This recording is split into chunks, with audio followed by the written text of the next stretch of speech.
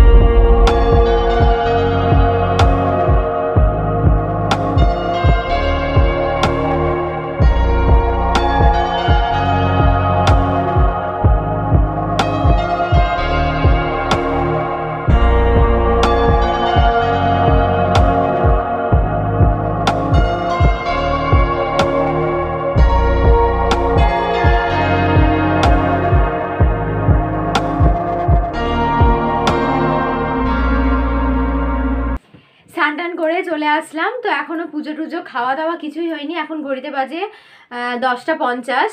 আজকে সকাল থেকে এখনো পর্যন্ত চাটাও খাইনি। একদিন এরকম হয় যেদিন সকালে আমার কপালে চাটাও জোটে না। তো চা খাওয়ার আমার কোনো নেশা নেই, মানে মাঝে সাঝে ইচ্ছা না হলে খেলাম না, এরকম একটা ব্যাপার। খেলেও হয়, না খেলেও হয়। তো এখন তো পুজো করব, রান্না করব। আর তোমাদেরকে একটা জিনিস দেখাবো, যে এই যে নাইটিটা আমি পরেছি, এটা আমি নিজেই বানিয়েছি। তো দেখো কেমন হয়েছে। নিজের মনে হলো তাই এরকম একটা ডিজাইনের নাইটি বানালে কেমন লাগবে জানি না। তো কাপড়টা অনেক দিন ধরেই আমার একটা কাপড় ছিল, তো জানি না ভালো লাগছে কি না। হিজিবিজি করে ধুয়ে দিয়েছি। এখানে একটা ফিতে সিস্টেম বেঁধেছি, গলাতে দেখতে পাচ্ছ হিজিবিজি দিয়েছি, আর হাতগুলো দেখো গ্লাস হাতে বানিয়েছি। নাইটির গ্লাস হাতে ভালো লাগছে। চলো এখন যাব, পুজো করব, রান্না করব। ব্লগটা দেখতে থাকো। তো পুজো টুজো কমপ্লিট করে আমি রান্নাটা চাপিয়ে দিয়েছি। আর এখানে যে ছোটো ছোটো খয়রা মাছগুলো নিয়েছিলাম দেখছো, এই মাছগুলো ফার্স্টে আমি ভেজে নেব। আর এদিকে আমার ভাত ফুটছে। তো মাছগুলো ভাজা হয়ে গেল, 2বারে 3বারে মাছগুলোকে ভেজে নিলাম। এবার হালকা করে একটু তেল দিয়েছি, বড়িগুলোকে ভেজে নেব, যেহেতু আজকে আমি টক রান্না করব। তো এখানকার একটা আমাদের গ্রাম এলাকার একটা অন্যতম খাবার, যেটা প্রত্যেক বাড়িতে বাড়িতে সবাই খুব খেতে ভালোবাসে এবং খায়, যেটা আমি এখানে এসেই খাওয়া শিখেছি। এর আগে কোনো দিন খাইনি। তো এই রান্নাটাই আজকে তোমাদের সাথে শেয়ার করব। এর আগেও আমি একটা অন্য ধরনের টক তোমাদের সাথে শেয়ার করেছিলাম, কিন্তু এই টকটা শেয়ার করিনি। তো আজকে ভাবলাম একবার তোমাদেরকে দেখাই কেমন হচ্ছে। তো প্রথমে একটু তেল দিলাম, আর গাটি কচু, এমনি কচু যা বলো, এটা কচু। তো কচু, আলু আর মাছ বড়ি দিয়ে টক হবে, টমেটো দিতে হবে তার মধ্যে। তো এবার এই টকটাকে রান্না করার জন্য হালকা করে তেল দিয়ে আলুটাকে আর কচুটাকে একটু ফ্রাই করে নিতে হবে। আর এর মধ্যে তোমাকে লবণ আর হলুদটা দিয়ে দিতে হবে ভাজার সময়। কোনো জিনিস ভাজার সময় লবণ হলুদটা দিয়ে দিলে ভাজাটাও ভালো হয়।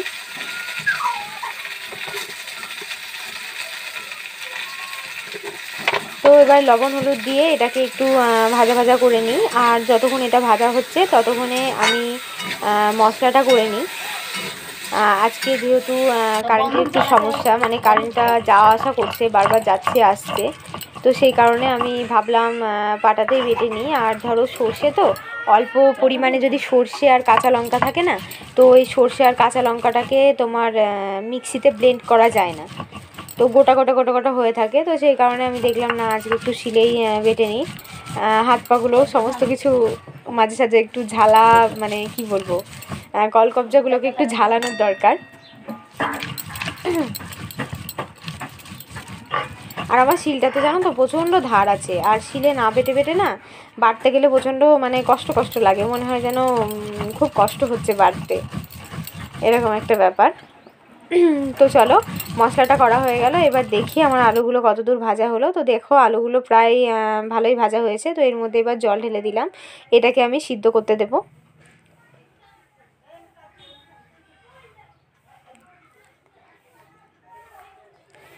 তো আলু আর কচুগুলো পুরোপুরি সিদ্ধ হয়ে যাওয়ার পরে তারপরে কিভাবে টকটা রান্না করতে হবে তোমাদেরকে আমি দেখাচ্ছি। আর ঢাকা দিয়ে দিলাম, ঢাকা দিয়ে দিলে তাড়াতাড়ি সিদ্ধ করতে হবে, সিদ্ধ হয়ে যাবে। তো এ দেখো কড়াইয়ে তেল আর পাঁচফোড়ন, সোমবড়া যে যা বলে, আমরা তো পাঁচফোড়নই বলি। তো পাঁচফোড়ন দিয়ে টমেটোটাকে একটুখানি কষিয়ে নেব।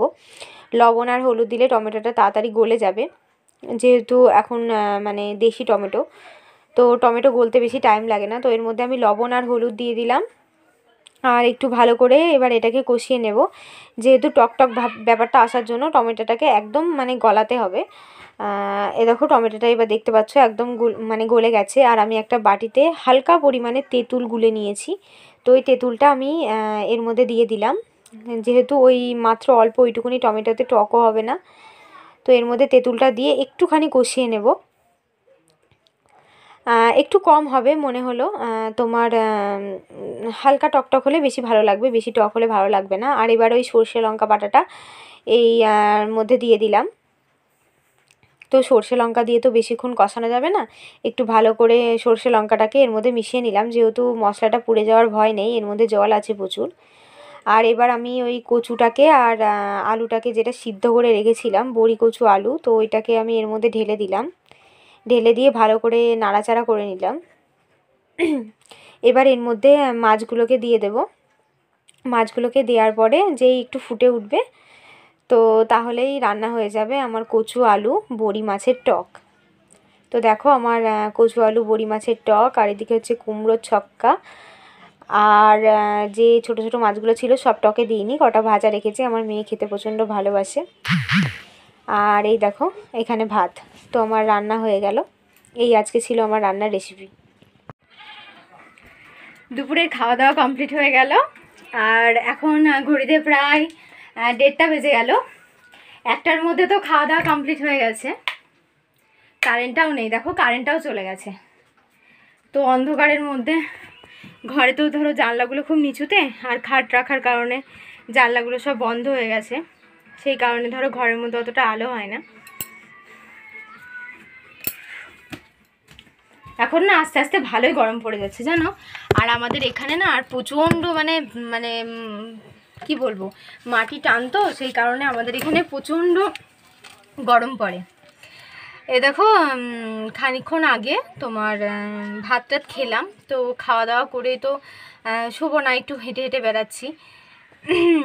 তো একজন দেখছি খুব কাঁদছে, জোরে জোরে কাঁদতে কাঁদতে বাড়ি যাচ্ছে। আমি ভাবছি কী হলো রে বাবা, কাঁদছে কেন? আমাদের মানে অনেকটাই দূরে, প্রায় 100-200 মিটার দূরে আমাদের বাড়ি থেকে বাড়ি। তো আমাদের বাড়ির উপর দিয়েই ওনাদের বাড়িতে যেতে হয়। কাঁদতে কাঁদতে যাচ্ছে। আমি বলছি কী হয়েছে, কাঁদছেন কেন? তা উনি কাঁদছেন যে ওনার ছেলের মানে ওদের বাড়ির লোকগুলো কাঁদতে কাঁদতে যাচ্ছে এই কারণে যে ওনার ছেলের আবার মেয়ে হয়েছে, সেই কারণে। প্রথমে একটা মেয়ে আছে, আর তারপর ধরো আবার একটা মেয়ে হয়েছে, ভীষণই কাঁদছে।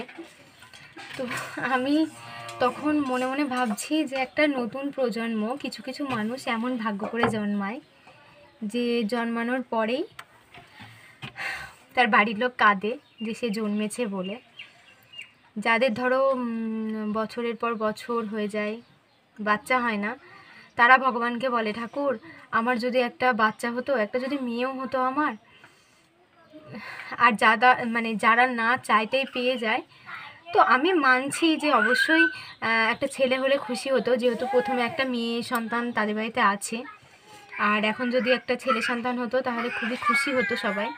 কিন্তু খুশি হয়নি, অবশ্যই মনে একটা দুঃখ থাকবে, কিন্তু তার মানে এই যে হসপিটাল থেকে বাচ্চাটাকে দেখে এসে রাস্তা দিয়ে কাঁদতে কাঁদতে আসতে হবে যে না মেয়ে হয়েছে বলে। মানে এমন কাঁদছে যে মনে হচ্ছে যেন কোনো মানুষ খুব কাছের একজন রিলেটিভ, কেউ একজন হয়তো তার কোনো খারাপ সংবাদ এসেছে।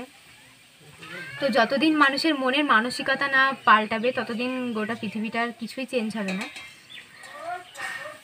মানে আমি যে কি বলবো, তখন আমি কথাটা শোনার পরে আমি মনে মনে ভাবছি যে এখনো পৃথিবীতে কত রকম মানুষ আছে। ভাত খাওয়া হয়ে গেল? ভাত খেয়ে চলে আসলে? হ্যাঁ, তুমি বন্ধুদের সাথে একটু কথা বলবা? বন্ধু না, আমার দাদা। তোমার দাদা?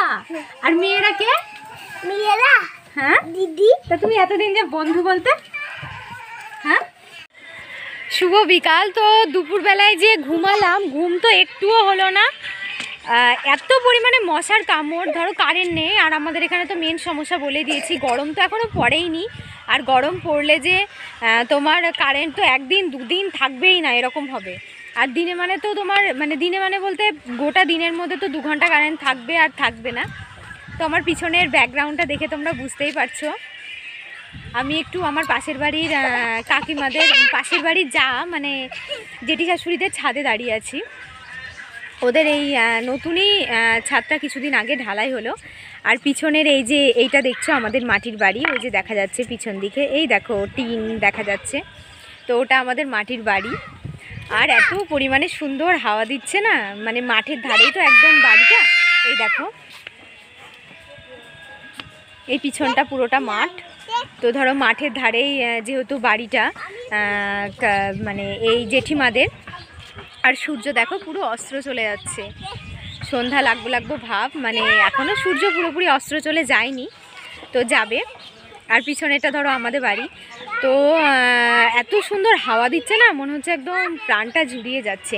বিকালের টাইমে জানো তো, যতই গরম লাগুক না কেন, আমরা বিকালে এখানে সবাই মিলে এক জায়গায় বসে একটু আড্ডাই আর কি করি, গল্প করি। যখন কারেন্ট থাকে না, সন্ধ্যার দিকে যখন কারেন্ট থাকে না, তখন একটু আড্ডাই আর কি মারি। যেহেতু একটু টাউনের দিকে থাকলে যেমন কেউ কারোর বাড়িতে যায় না, কারোর সাথে কারোর কোনো কথা থাকে না। আর আমাদের এই গ্রামে না সেটা না, আমাদের এখানে সবার সাথে সবার খুব মিল, প্রত্যেকটা ঘরের সাথে প্রত্যেকটা ঘরের খুব মিল, সবাই সবার বাড়িতে যাওয়া আসা করে, তারপরে একসাথে বসে গল্প করে। আর এই যে পিছনে দেখতে পাচ্ছ একটা তাল গাছ, এখানে তো আমাদের তাল খাওয়ার কোনো অসুবিধা হয় না, পাকা তাল বলো কাঁচা তাল বলো। আর এই জেঠিমাদেরই আগে দেখো এই খ্যারের ঘরটা ছিল, মানে এটা মাটির দোতলা বাড়ি, তো এই খ্যারের ঘরটা ছিল। আর পিছনের পুরোটা ব্যাকগ্রাউন্ড দেখে তো বুঝতেই পারছো সব মাটির বাড়ি, এখানে সমস্ত মাটির বাড়ি, সব মাটির বাড়ি, দেখো সব মাটির বাড়ি। আমি না এইটা দেখতে দেখতে ভাবছি, যেমন খুব বেশি একটু সিটি এলাকায় কলকাতার সাইডে যেমন অনেকটা ছাদে দাঁড়ালে যেমন চারিদিকে ফাঁকা, মানে অনেক বিল্ডিং ফ্ল্যাট বড় বড় দেখা যায়, তো আমাদের গ্রামেও কিন্তু সুন্দর মনোরম দৃশ্যটা কম দেখা যায় না। যখন কোনো বাইরের থেকে মানুষরা আসে তখন এখানে এসেও তারা একটু আনন্দ উপভোগ করে। যেমন আমরা একটু বেশি টাউনে গিয়ে যেমন একটু সুন্দর জিনিস দেখলে, বড় বড় ফ্ল্যাট, বড় বড় কোনো জিনিস দেখলে একটু আমাদের ভালো লাগে, তেমন শহরের মানুষও গ্রামে আসলে তাদের এগুলো দেখলে এটাও একটা দেখার জিনিস। তো তোমাদেরকে আমি একবার ভালো করে আমার চারিপাশটা দেখিয়ে দিই। তো যাই হোক, দেখতে পাচ্ছ আমাদের গ্রামটা ঠিক কতটা পরিমাণে সুন্দর। যদি আমাদের এই গ্রামটাকে তোমাদের ভালো লাগে তো অবশ্যই কমেন্টে জানিও যে আমাদের গ্রামটা কেমন। তো এখন তো আমি মানে খুবই ভালোবেসে ফেলেছি আস্তে আস্তে গ্রামটাকে।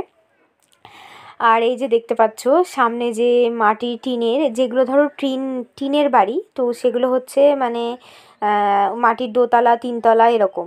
আর যেগুলো দেখতে পাচ্ছ যে টালির বাড়ি, তো সেগুলো দোতলা মোতলা না, যাদের একতলা বাড়ি তাদেরই টালি। কিন্তু কী বলো তো, যদি দোতলা তিনতলা হয় তো তাদের বাড়ির মানে ছাদের উপরে টালি দেওয়া নেই, যেহেতু তোমার অনেক উঁচুতে টালিটা দেওয়াও সমস্যা, আর অত টালি একসাথে দেওয়াটাও সম্ভব না।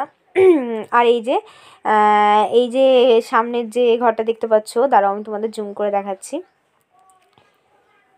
এই যে এই জানলাটার ধারে বসে বসে আমি ভিডিও বানাই। তো এটা এই যেটা খোলা আছে এটা আমার জায়ের ঘরের জানালা, আর যেটা বন্ধ করা আছে ওটা আমার ঘরের জানালা। তো ওই জানালার সামনেই আমি ভিডিও বানাই। তো আজকে তো কারেন্ট নেই আর আসবেও না, যেহেতু রাতে আর কোনো ভিডিও করতে পারবো না। আজকের ভিডিওটা এইটুকুনি, ততক্ষণ সবাই খুব খুব খুব ভালো থেকো।